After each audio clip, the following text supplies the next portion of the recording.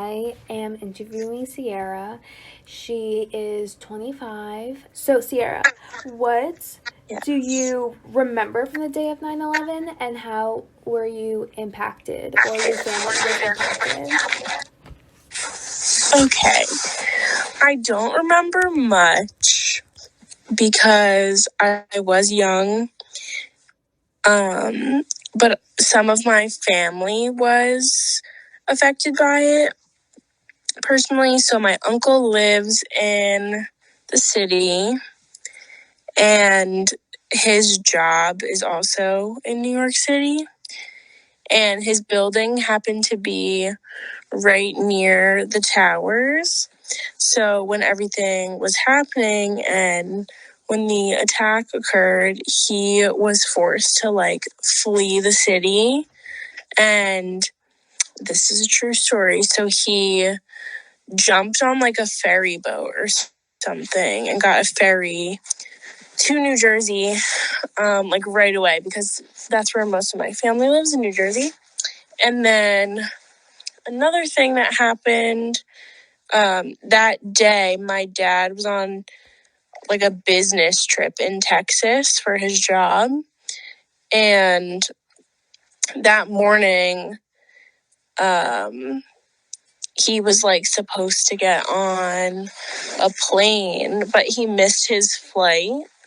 So he always just thinks about if that could have been his plane that he was getting on, and just really crazy stuff. And then I've noticed that over the years, 9/11 will always be a topic of conversation, especially at sometimes randomly, my family will bring it up at holidays and dinners where we're all together, because I think at those times that we're all surrounded by each other is when deep memories come out. So I always listen to the stories about things that have happened, especially 9/11. And I think that it's pretty crazy that we don't remember a lot of it, people that are my age. But I think what we're going through right now can be pretty comparable to the panic and tragedy that has happened. Yeah. I mean, I was obviously really young too, so I really don't know pre 9/11, but I know the way that at least my family describes it. Also I have family that work in the city, and just we live so freaking close to the city, and just how much security and just how much that changed, which is really crazy. My name is Abigail. Welcome, Rachel. I have some questions about 9/11. Were you affected by 9/11? Yes. Yes, very much so. My family lives very close to World Trade Center area, and it affected our transportation system because the PATH trains could no longer get in to New York. I relied on that system. It was I feel that if 9/11 hadn't happened, we would still have our freedoms. I feel that a majority of my freedoms have been taken away. Which were your freedoms? Just constantly having to have an ID on me, constantly having to explain who I am. When we go onto the internet, we have to have always explain who we are. I feel that a lot of the information that we have is not free anymore. A lot of the information, we pay a lot of taxes because of 9/11 now. That's true. We pay a lot of taxes, and that is not fair. And also another thing is that when we fly, when we go in an airplane, it's very expensive. Yeah, that's true. Hi, I'm Jonathan, and I'm interviewing my mother, Irene, who is 52, about 9/11. Terrible day. Why don't you talk about that? That was a very terrible day. That was very personal, much more personal to me than like I said, the Cold War. That didn't have much of an effect, but 9/11 was very personal to me. I worked in downtown Manhattan for many, many, many years. I commuted there every day for many years. I would sit in the plaza area of between the two twin towers for lunch. I would meet my friend all the time when I was working during college during the summers, and then after I got a full-time job, I would go there all the time. My father worked literally across the street from the World Trade Center. Yep, I remember he heard the parking garage bombing 8 years earlier. Yes, he did. And I worked downtown, like I said, for a really long time, so it was like home to me. It's very personal. Now, at that particular time, I was not working. I was actually staying home with you. You were 2. You weren't quite 3 yet. You were 2. Fun times. And it was actually your very first day of preschool ever. And fortunately for us, for our family, I was home because I was staying home with you, but your father was home too that day because we both wanted to take you to school together. And when the plane first hit the first building, your father and I were sitting in a diner because your first day of school was only like an hour or something. So we just went down the street and went to a diner to have breakfast. And as we were sitting in the diner, we saw it on TV. They had a TV going on that they were talking about it, and we couldn't even believe it. Like, it didn't, we were like, this is a joke, right? This is a complete and total joke. And then we went and got you, and the second plane didn't even hit yet. We took you home, and I was glued to the TV. I could not believe what was going on. And sure enough, I actually saw on TV when the building started falling down. And again, it was so personal. It was like the end of an era. And then to think of how many people who were just going to work that day. That's all they did. They just went to work. They didn't do anything wrong. And now they were killed because of some crazy terrorists. And so that was a very, very, very upsetting personal day for the whole country, but for me as well. And then to make it even scarier, like I said, fortunately your father was home that day, so I didn't have to worry about him so much. But I can't tell you how many people called, and it was so hard to get through on the phones that day. But because people didn't know, your dad was home that day. Everybody was concerned because although he didn't work in Lower Manhattan, he worked in Midtown, but still it was Manhattan, and it took people hours and hours and hours to get home. But your aunt, my sister, and her husband, my brother-in-law, they were actually downtown, walking distance down this. Well, my brother-in-law, Paul, was walking distance from the World Trade Center, and my sister, your aunt, was not too far away, and I was worried about them because the cell phones just weren't working.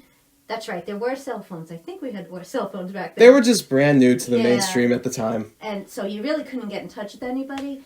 And so hours and hours and hours went by, people trying to call. And finally, many hours later, I got a call from them. They were able to find each other. They met up, I think, by her job, just hopped on the first ferry that could be found. Like, they didn't care where it was going. It happened to go to, I think, Jersey City. And in Jersey City, all these people from Manhattan actually, this firehouse, like just a firehouse in Jersey City, were taking people in because where were they going to go? Now they're in Jersey City. They had nowhere to go. So they took, even though it was a gorgeous day, I do remember that too. It was just the most beautiful day ever.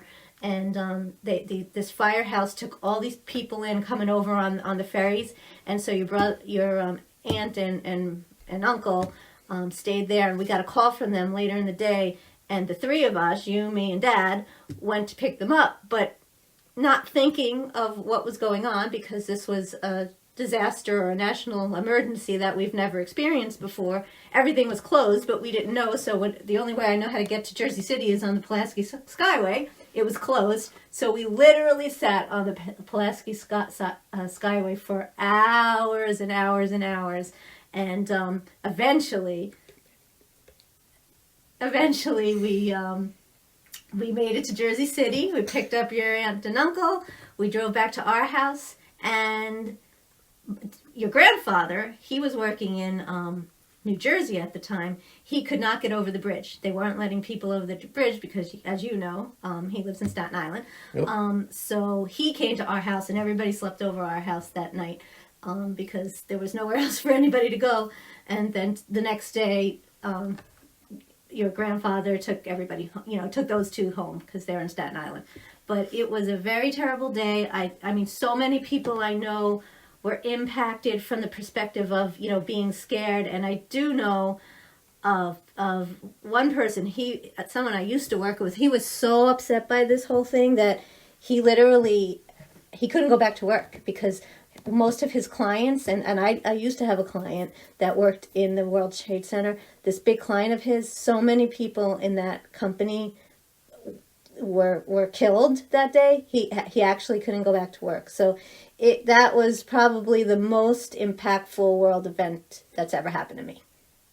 Horrible. Absolutely horrible. It scares me that I witnessed the smoke at the age of 2. Yeah. We could see it from our house. I mean, it's somewhat of a vague memory, but I mean, it's... Well, you were 2, so you probably didn't exactly. understand what was going on, but Exactly. we could see it, especially, like I said, it was the clearest, bluest, most gorgeous day, ever. So you could see the smoke. It was crazy. Absolutely horrible. What's your name? Barbara DeLugas, When and where were you born? Newark, New Jersey in 1938. Is that where you grew up? Yes. Could you share your story about 9/11? 9/11, yeah. That was actually it was a beautiful day in September.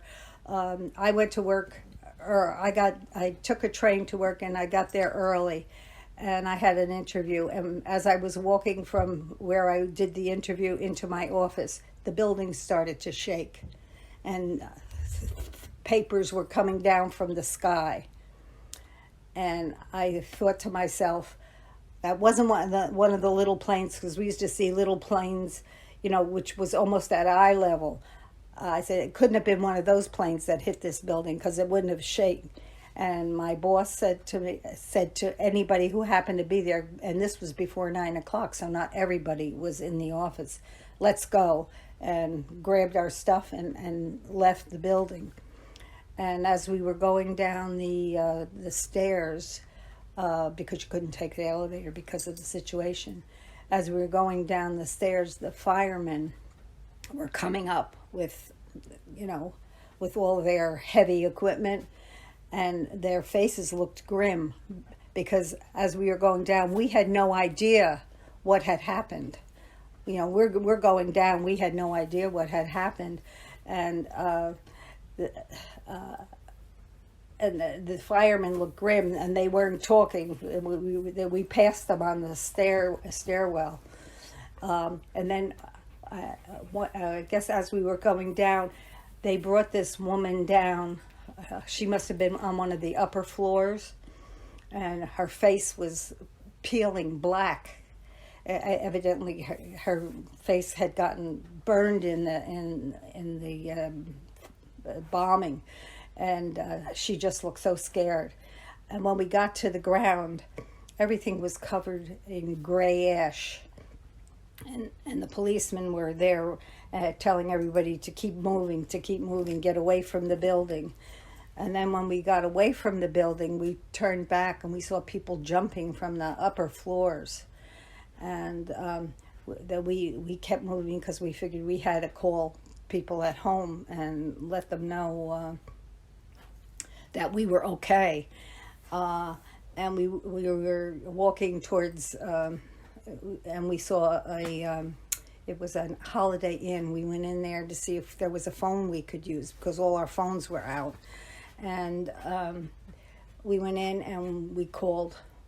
I got in touch with, who did I get in touch with? I forget who I got. Well, Uncle Frankie stayed home from work that day, right? Because it was his Yeah. birthday. Yeah. I called home. I guess I got Paul. And told him, that we were okay, and that, and I asked him to call one of my coworkers, her husband, and let him know that she was okay. and we sat there, and we sat in they allowed us to sit in like a conference room over at the Holiday Inn, and we saw the building collapse on TV. How close were you to the like, was the Holiday Inn to the World Trade A couple Center? blocks away, just a couple blocks away. And then we realized that the plane hit the second tower. We were in the first tower. On what floor? 49th floor. We're on the 49th floor. And I think the plane that hit the building that day hit it at the 101st floor. So those people had really no chance. And as we were going down the steps, I smelled like gasoline. And I said, gee, I hope nobody lights a match. Not knowing what happened, it was probably fuel from the airplanes. Mm-hmm. And but it was a scary day, and we spent some time there at the Holiday Inn, and then we started to walk. We walked from downtown. Of course, no trains, buses, or anything was running. It was kind of chaos, and we walked all the way to Midtown to get the train. We didn't get home till like 7:00 that night. Oh my God. Yeah, and I have to tell you, the people in New York were really good, because as we're walking, there were signs outside of businesses.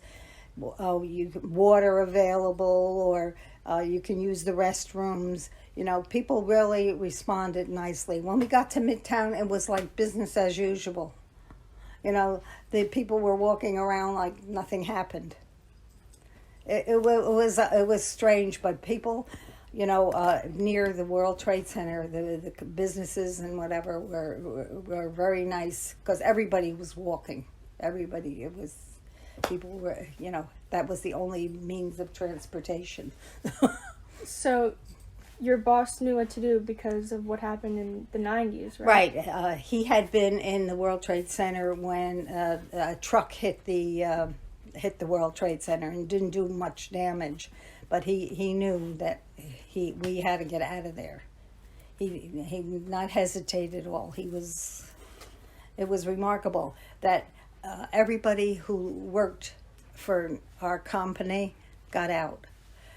There were some people who, we were in the process of a merger at that time with another Japanese bank, and their offices were in the second tower. And that morning there was a meeting over in that other tower regarding the merger.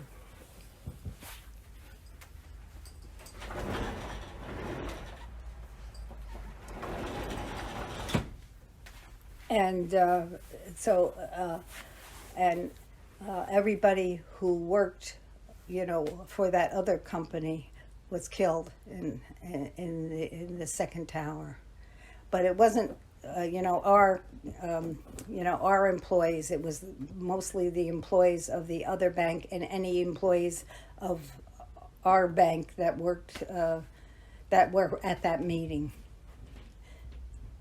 So a lot of people talk about like life before and after 9/11. Is there a huge difference in like America? Well, I don't know. I mean, it's hard to say. I think we realize that the threat from the Middle East was a lot more than we thought it was, and it was. Nobody had ever attacked America on America's soil. We had been in wars, and the only war there were a couple wars here, the Civil War, the War of 1812, but no foreign entity had ever attacked the U.S. So I guess we realized that, we're vulnerable, and I think, that was a big difference, that somebody actually attacked the U.S. Yeah, I think that, And I think that that was the reason that I guess it was President Bush, and we had the war. I'm trying to think of which war it was, but that's when we went after Hussein, in the Middle East. Because, it was something because it wasn't like army against army. It was, they killed innocent people who just went to work that day. There were like thousands of people died and who just went to work. This was not armed conflict. This was, I don't know what you would call it, but this is, attacking civilians. Just to show, I think, strength, or I don't know what their reasons were, but that was a big difference, I think.